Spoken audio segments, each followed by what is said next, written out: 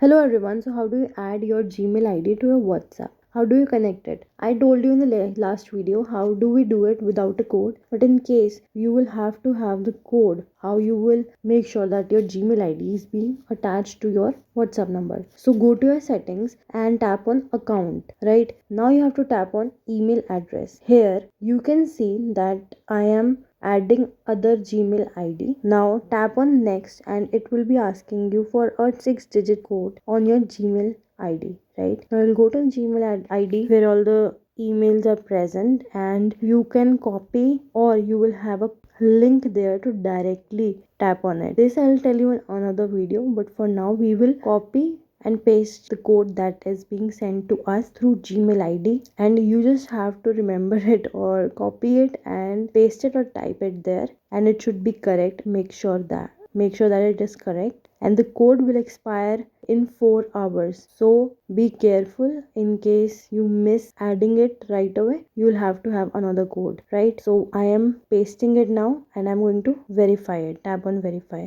You can ask for a new code as well, and that is how we do it. See you in the next video. Tada.